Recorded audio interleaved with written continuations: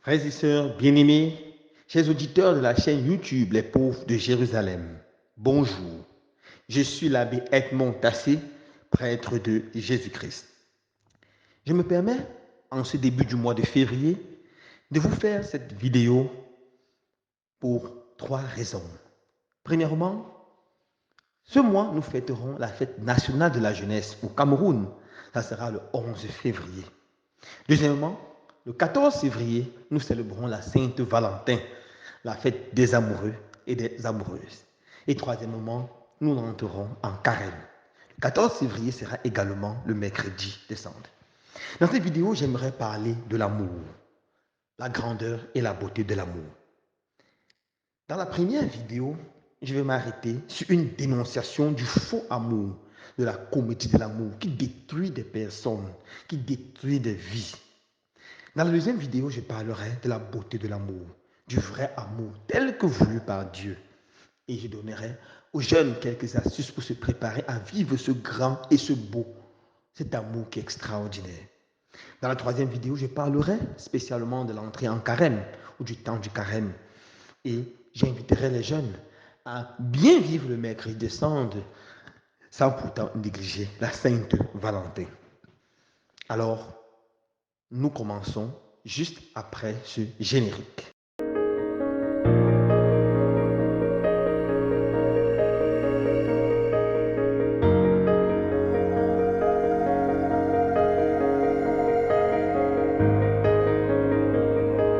Frères et sœurs bien-aimés, une fois encore, bonjour.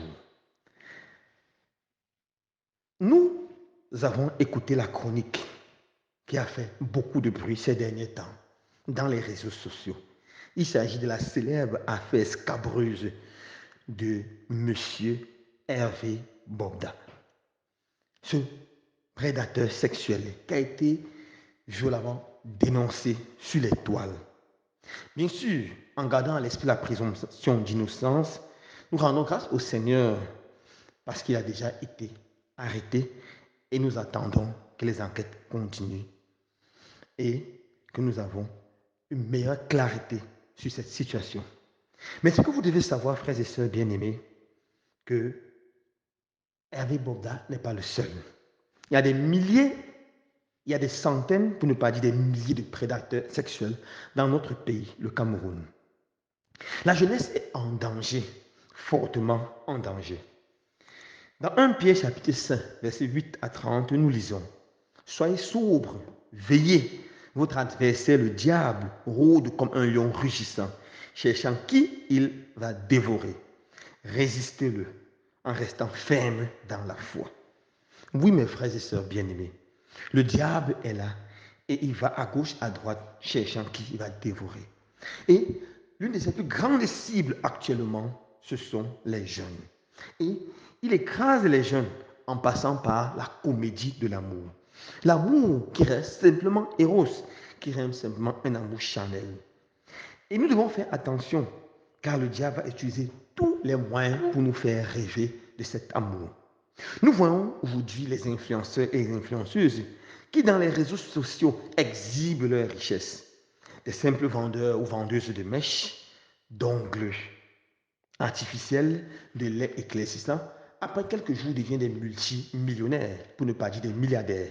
Ils sont dans des appartements qui coûtent plus d'1 million le mois. Ils roulent des grosses voitures. Ils sont dans les plus grands voyages. Et ils font nos jeunes rêver. Ils commencent à rêver. Je veux être influenceur. Je veux être influenceuse. Ce que ces gens ne vous disent pas, c'est qu'en fait, ils ne sont pas des vrais influenceurs, des vraies influenceuses. Ce sont soit des prostituées, soit des petits et des petites sectaires. Comment pensez-vous que quelqu'un qui vend simplement les mèches, après 1 mois, après 6 mois, devient multimillionnaire? Il vend ses mèches à qui? À Dieu lui-même? Comment quelqu'un qui vend simplement des ongles, après quelques mois, est capable d'acheter des voitures de cinquantaines de millions? Croyez-vous que c'est simplement ces ongles ou c'est ces éclaircissants qui les rendent si riches? À qui ils vendent cela? Ils vendent ça aux anges dans le ciel pour avoir tellement d'argent et en si peu de temps? La réponse est évidente. C'est non, absolument faux. Comment pouvez-vous croire que ces petits business qu'ils font sur les réseaux sociaux les rendent plus riches que les grands industrialistes de ce pays? Des gens tels que Michel tels que Fosso Victor, Dangote, ou j'en passe. C'est absolument impossible. Ce sont des gens qui ont signé des pactes avec le diable. Et à cause de ces pactes, ils vont commencer à chercher tous les moyens pour détruire les autres. Ces gens, ce sont des gens qui sont le plus souvent engagés dans des affaires terribles, dans le show business, avec tout ce qu'ils comprennent. On voit ces gens qui vont exhiber leur corps en longueur de journée. Mais attention, attention. On va voir ces gens qui vont coucher avec fille après fille. Mais pourquoi ils le font? Dans les documents qui parlent de la magie noire, on parle beaucoup de la sexualité. C'est par la sexualité que la vie humaine est transmise. C'est aussi par la sexualité que le diable a arraché cette vie, vider cette vie, tirer l'énergie. Beaucoup de ces gens-là sont prêts à donner à nos jeunes filles, à nos jeunes sœurs, des millions pour coucher avec elles. La fille croit qu'elle a gagné le jackpot. Elle a trouvé son bon gars, comme elle disait souvent. Mais en fait, elle se met dans des problèmes terribles parce qu'elle est en train de jouer avec le démon. J'ai accueilli une fille qui sortait avec une grande personnalité de la République, une grande personnalité qui lui donnait beaucoup, beaucoup, beaucoup d'argent.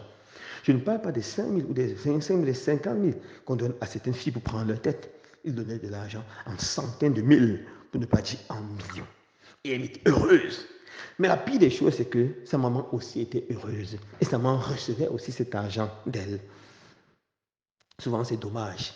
Nos mamans ne s'étonnent pas de voir que subitement les enfants achètent des téléphones tellement chers. Les enfants changent de vie. Elles sont plutôt heureuses au lieu de se mettre à pleurer. Alors, après quelques temps, cette fille a commencé à avoir des grands problèmes gynécologiques. Je vous assure, mes frères et sœurs, une odeur abominable sortait de son appareil génital. Elle est allée de médecin en médecin. Elle a dépensé tout l'argent qu'elle avait reçu de ce monsieur. Et la pire des choses, c'est que on a finalement extrait son utérus. C'est avec beaucoup de prières, de jeûnes et de pénitence qu'elle a pu s'en sortir.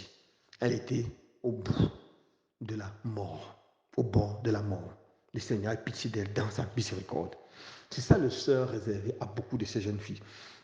Elle croit qu'en couchant avec des gens tels que ce Hervé Bobda ou bien d'autres, elles s'enrichissent. Mais non, mais non, mais non, elles ne s'enrichissent pas.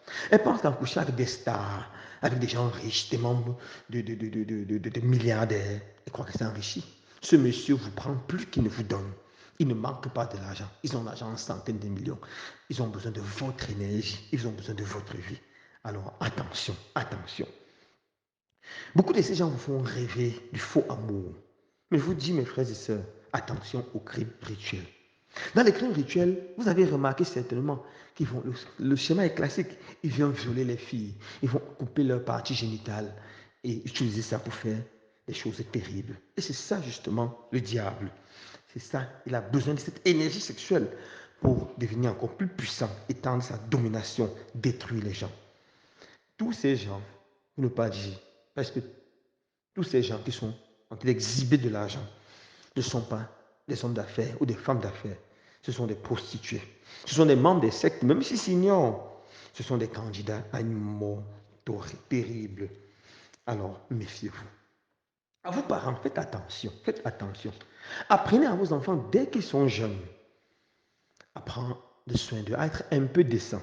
Beaucoup de mamans se plaisent à donner à des habits à leurs filles, lorsqu'elles sont encore petites, 7, 8, 9, 10, 11 ans, des matelots, des habits qui mettent tout leur corps dehors.